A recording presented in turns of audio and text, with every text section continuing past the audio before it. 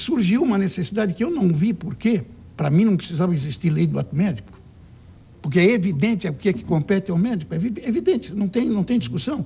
Agora, foi criada uma lei, então a lei corre no risco dela cercear a atividade do médico. Aí você chega o paciente, faz uma queixa, não, isso eu não posso te atender, porque isso aqui não é da minha competência, é do fulano de tal, isso é do outro. Aí fica o doente esquartejado para que cada fração dele seja atendida por uma profissão diferente. Não é assim, gente. Não é assim. Eu acho que está se desmantelando alguns mitos que tinham nessa discussão. Porque é a primeira vez que eu ouço dizer que vocês têm uma regulamentação. Porque aqui mesmo nesse programa, quando eu era presidente do Conselho Regional de Psicologia, nessa mesa mediada por você também, foi dito que era a única profissão das 14 profissões da área da saúde que não tinha uma regulamentação. Tem sim um decreto-lei de 1932, né, que de fato não tem o mesmo poder que uma lei. Controlava até a nossa placa na rua. Não tem o mesmo poder de lei como tem as outras profissões. Então, que bom. Tanto que as 13 profissões outras sempre defenderam a regulamentação da medicina. Porque uma profissão regulamentada, seja ela qual for, é garantia para a população do bom exercício profissional, com o respectivo conselho profissional cuidando, fazendo a vigilância ética e técnica sobre esses profissionais. Então, nós somos de acordo da regulamentação da medicina. Por que em outras leis não houve o mesmo problema? Porque elas não interferiram no exercício de outras profissões, ferindo o princípio do atendimento à população. No sentido da saúde como multidimensionada, como podendo ser investigado por vários setores. Assim. Esse discurso não é assim. Mas só para completar o meu raciocínio, que tanto não tem que nenhuma outra lei refere outra profissão, somente a que seria aprovada agora. Nenhuma outra lei fez um lobby tão grande como o do Dr. Rodrigo ao longo de um processo de 11 anos para a construção de uma coisa que era só para dizer que os médicos existem e que tem uma função definida. Mas, gente, veja, é preciso dizer de uma forma que torne, por exemplo, as profissões hierarquicamente subordinadas a um profissional. Isso? Sim, porque a hora que eu prescrevo e eu que faço eu faço o diagnóstico e a prescrição, no caso médico, as outras profissões seriam praticamente executores técnicos, Celso, mas de uma profissão. Essa visão de subordinação, ela é um ranço que não é nem da nossa época. Conhece melhor do que nós. Essa visão de subordinação, ela não é defendida por nós. Tanto que foi vetado. Tanto que foi vetado. Se existe um critério de subordinação, ele é muito forte dentro da própria medicina. O médico é subordinado sempre a algum outro médico que o supervisiona desde os bancos da escola. Eu diria o seguinte, defender a não supervisão é totalmente diferente... A supervisão do médico sobre os outros profissionais? Não. Defender a não supervisão é totalmente diferente de defender a não subordinação. Subordinação é uma coisa, supervisão é outra. Vou usar um exemplo que está sendo discutido, está sendo apresentado. Por exemplo, é competência, dentro do trabalho médico, eu sou urologista. Eu posso fazer uma cirurgia de um tumor cerebral, do ponto de vista técnico? Posso. Do ponto de vista legal? Pode. Qual é a prerrogativa que eu preciso? Ético não, né? Ético também, desde que eu não posso me anunciar como neurocirurgião. Sim, mas se eu tiver, diante de uma situação, eu tiver que operar um paciente com tumor cerebral, eu posso fazer isso, inclusive defendido pelo conselho. Se esse doente complicar e eu souber resolver a complicação, eu continuo fazendo aquilo. Se esse doente complicar e eu não conseguir resolver a complicação e eu fiz de forma irresponsável, eu vou ser massacrado pelos meus pares. Então, o que eu quero dizer com esse exemplo? Quero dizer que a supervisão, ela parte também de um dos pilares da interdisciplinaridade. Vamos usar o exemplo do parto. A enfermeira faz parto? Claro que faz.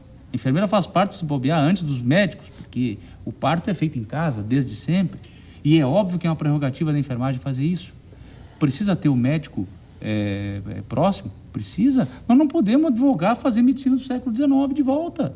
Nós temos recursos para fazer e se não temos que construir. Nós não temos recurso mesmo, nós estamos vendo os hospitais públicos aí tudo caindo aos pedaços, né? Mas nós temos que brigar pelo que é razoável. Bom, então, do ponto de vista de supervisão, a supervisão significa o seguinte: se a enfermeira ao fazer o parto tem uma dificuldade técnica, se não ela empacou numa questão técnica que é o médico que faz, uma distócia de trajeto, por exemplo, eu estou do lado para ajudá-la. Isso é uma questão de trabalho conjunto. Não há subordinação nisso. Há a supervisão do ato próprio do outro. Eu, quando vou trocar um curativo, se tem uma enfermeira especializada em curativos no meu doente... Eu diria que você trabalha em equipe. Eu trabalho em equipe. Eu diria que é trabalho em equipe, não supervisão. Quando eu vou trocar um curativo de um complicado de um paciente meu, se tem a enfermeira especialista naquilo, eu peço que ela supervisione. Mas normalmente, até na figura que a gente vê, na prática e na televisão também, normalmente nesses procedimentos, eu vou chamar o intervalo agora, o médico é o chefe da equipe. O que a gente vê hoje o médico é o chefe da equipe. Na cirurgia, no parto, o médico... Depende, Renato. Ele conduz a orquestra, faz isso, faz aquilo e tal. Quem diz faz isso, faz aquilo, é o cara que manda. Claro. É que nós num procedimento cirúrgico, não é? No procedimento cirúrgico, você crê que isso é privativo do médico. E num parto também.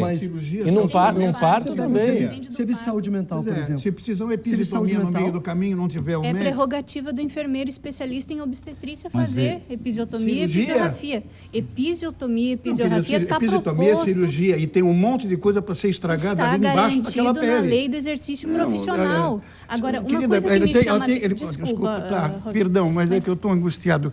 Esse embaixo daquela pele, uma vez machucada, tem que ter competência para voltar para trás e fazer tudo. Exatamente por isso que é feito por um profissional especialista. Então, mas isso essa é a discussão, eu queria até fazer essa provocação, porque o que acontece?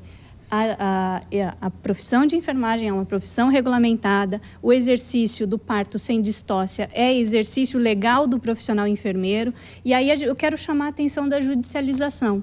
O enfermeiro hoje, presidente do Conselho Regional de Enfermagem, o Conselho Regional de Enfermagem recebe denúncias da medicina, que, a meu ver, por desconhecimento do exercício da minha profissão, dizendo que o enfermeiro está em exercício irregular da medicina quando realiza um parto que é previsto pela sua lei do exercício profissional. Então, eu acho que esse é um ponto que a gente tem que, quando faz esse padrão de análise de judicialização, é isso que vai acabar acontecendo. Bom, pessoal, preciso chamar um intervalo comercial agora.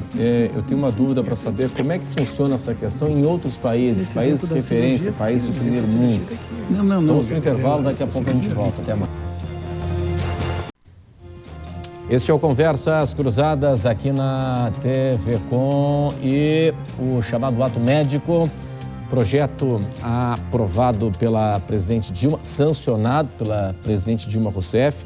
E aí o seguinte, gerou polêmica e insatisfação nas entidades médicas, porque permite diagnóstico e prescrição por outras atividades, por outros setores, por outras áreas do segmento saúde.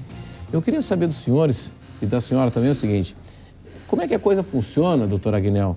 Como é que a coisa funciona, Celso, em países de primeiro mundo? Como é que funciona em países de primeiro mundo? O sistema do Reino Unido de saúde pública é um dos outros de referência além do SUS no mundo. Né?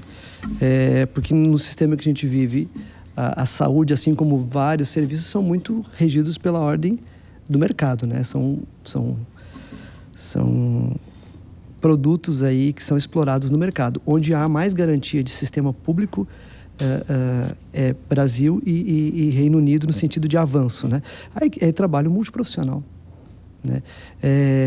Mas pode fazer diagnóstico? As outras áreas da saúde fazem diagnóstico? Dentro das suas áreas de competência, sim.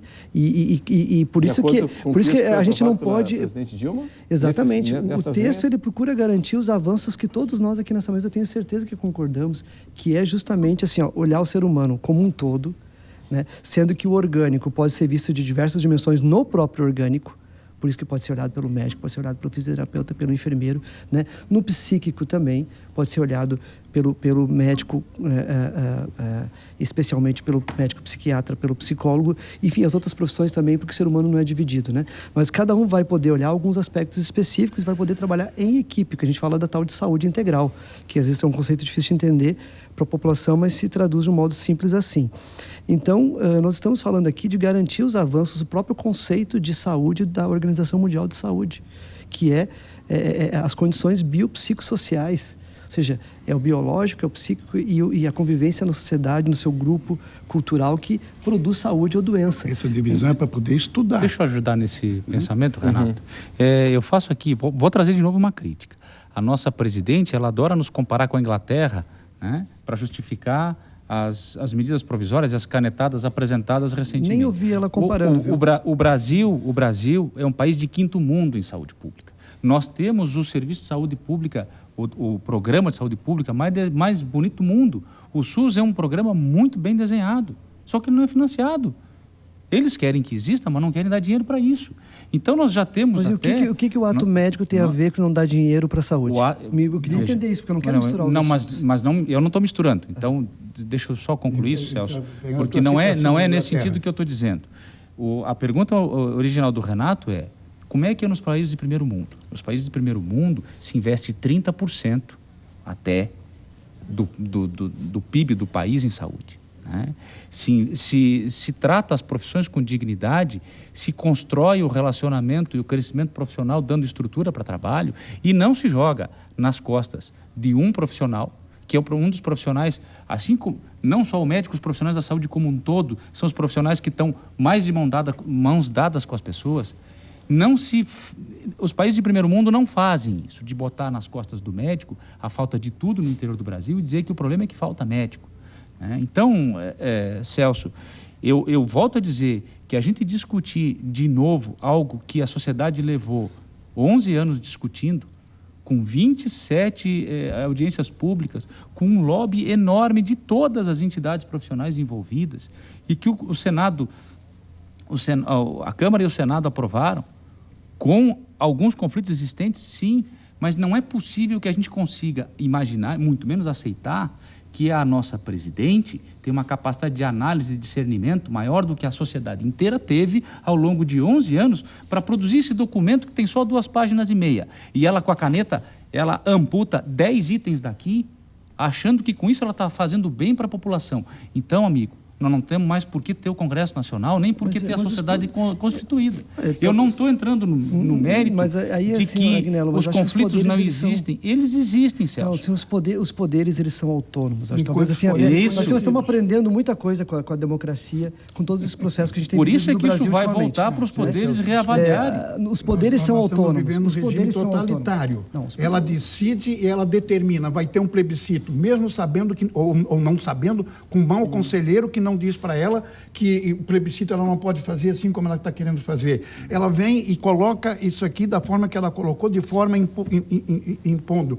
E propôs a imposição do estudante de medicina e da assistência para a população nas periferias, e jogando um grupo de cidadão brasileiro caindo no grupo no problema de responsabilidade civil por incompetência, porque não está formado ainda, mas vai ter que exercer o papel do médico e fazendo exercício ilegal da profissão. Então, tu dizes que isso é democracia e isso é totalitário. Ela está decidindo e está mandando. Não é diferente. Isso é diferente. Nós temos eu conheço democracia diferente, onde se conversa como nós estamos conversando. Eu acho que a gente está saindo um pouquinho do foco. Exatamente. Eu queria discutir o ato médico, né? Mas o ato médico é decorrente desse totalitarismo dela, que ela está com outras. O ato médico começou em 2002. Querido, o projeto começou em 2002 com proposta do então senador Geraldo Altoff, aqui do PFL, do Santa Catarina, médico aqui de Tubarão.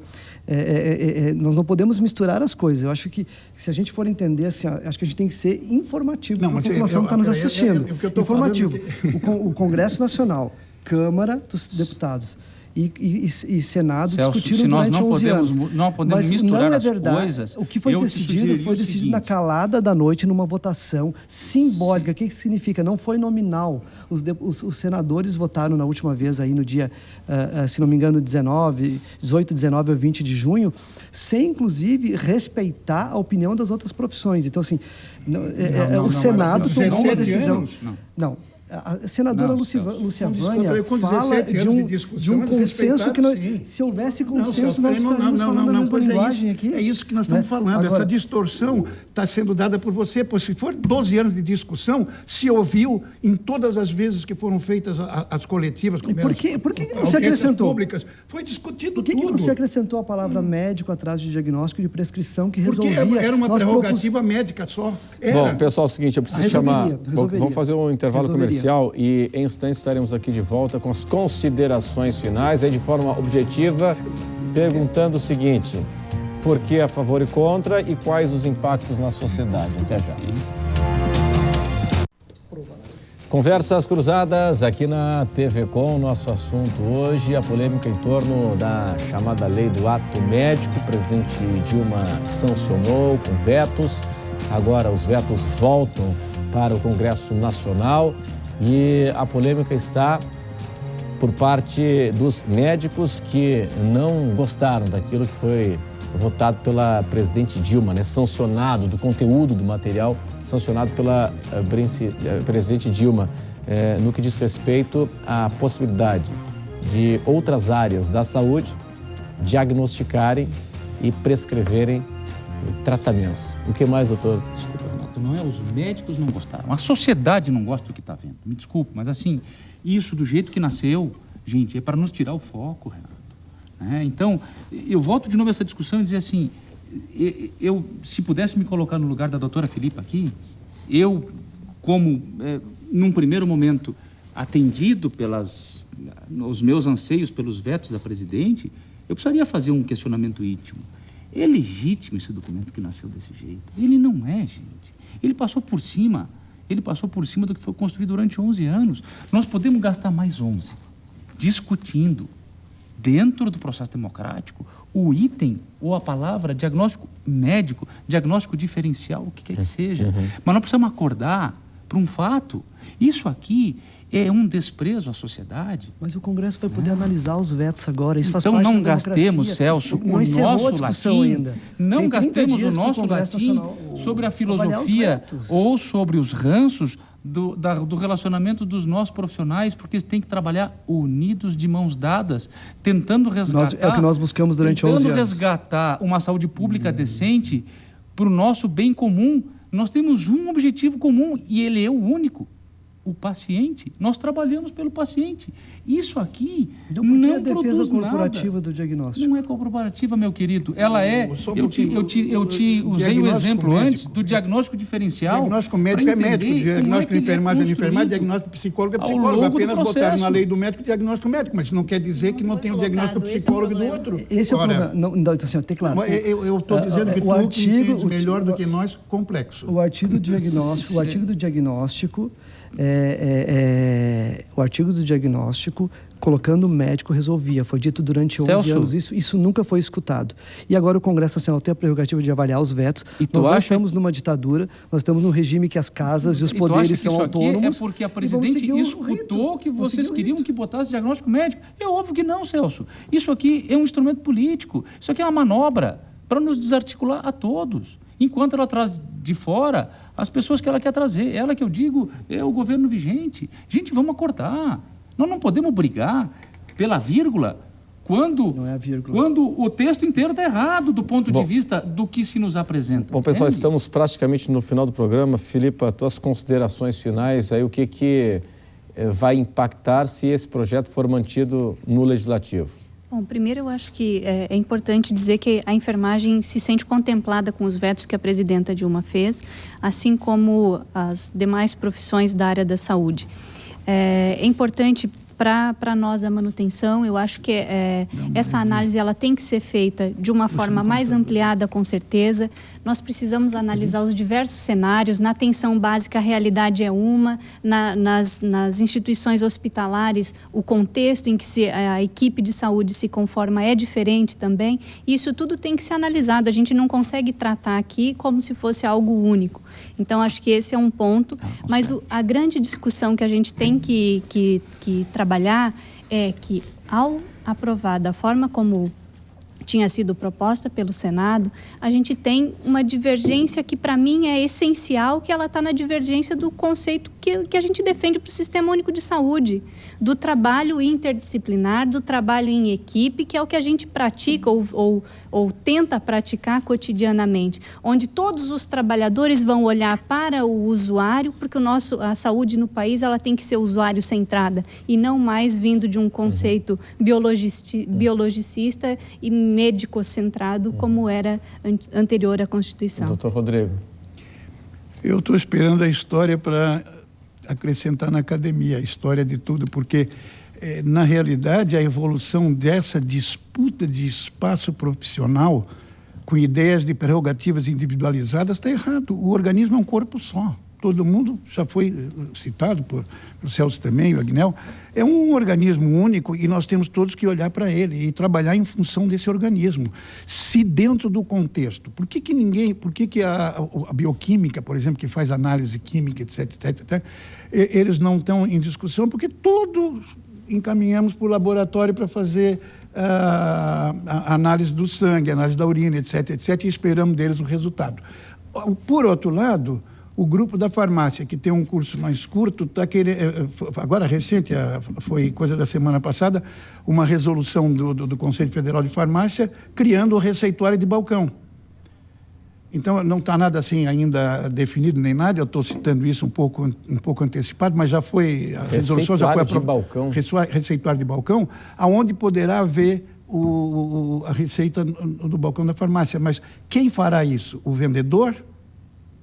Porque tem um farmacêutico responsável e o vendedor é que vai fazer isso. Então, esse tipo de riscos que a gente começa a ficar angustiado. E se tiver limitação de ação, é o que eu falei há pouco, vamos esquartejar o paciente, cada um toma conta num pedacinho. Pessoal, nós estamos sobre a hora, eu queria muito agradecer a presença de todos, hoje aqui conosco no Conversas Cruzadas na TV Com, em especial a companhia de vocês aí em casa. O Conversas Cruzadas fica por aqui, quem decide tem opinião, assiste. Tchau.